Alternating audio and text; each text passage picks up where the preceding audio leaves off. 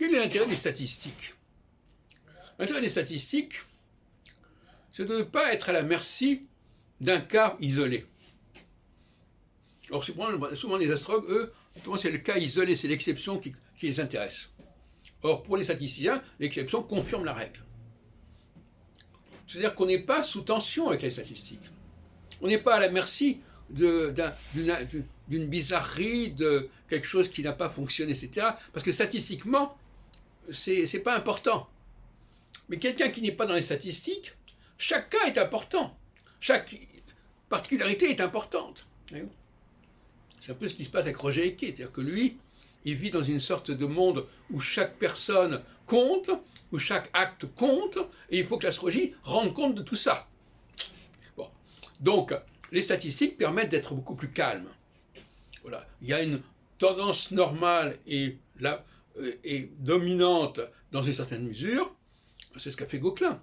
Ça ne veut pas dire qu'il n'y a pas des cas où ça n'apparaît pas, ou des cas où il y a des exceptions, où il y a des coïncidences, des concours de circonstances, etc. La statistique permet de ne pas être sur la brèche à tout instant. Elle permet de relativiser les choses. La plupart des individus, leur rôle est secondaire. Il n'y a qu'une certaine élite de leaders dont la vie est importante.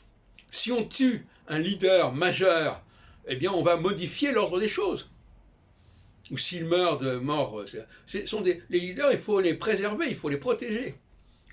Parce que d'eux dépendent beaucoup de choses. Les gens qui ne sont pas des leaders, leur disparition n'a qu'un effet tout à fait secondaire, et je dirais presque statistique. Donc il y a un problème qualitatif et quantitatif là qui se joue.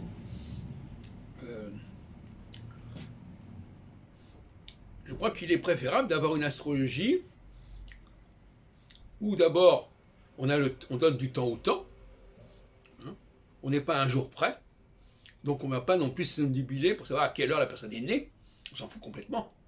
L'important c'est de savoir à peu près dans les grandes lignes à quel endroit se trouvait son soleil, mais on n'est pas à une heure près, on ne va pas aller voir l'état civil comme Didier Gélin pour savoir est-ce qu'il est né à 8h ou 9h, tout ça c'est ridicule.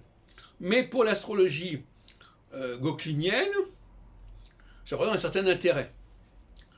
Le seul problème, c'est que l'astrologie gauquelinienne, elle se joue dans le ventre de la mère.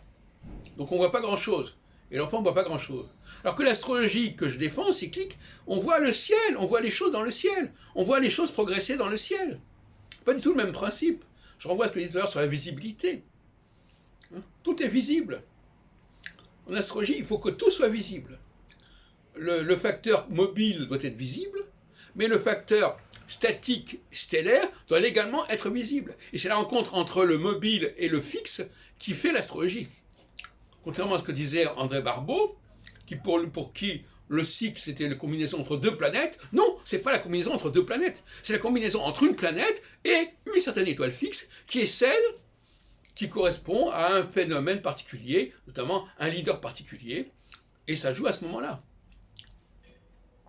Et en plus, je dirais, parce qu'on parle de Barbeau, que la mort n'est pas un facteur astrologique. On n'a pas un projet de mort, on n'a pas un projet de voilà, dans 10 ans je vais mourir. Non, c'est pas comme ça. Il y a des projets de construction, on élabore des choses, et la mort c'est un incident de parcours qui peut complètement perturber le projet, mais cet incident n'est pas de l'ordre de l'astrologie.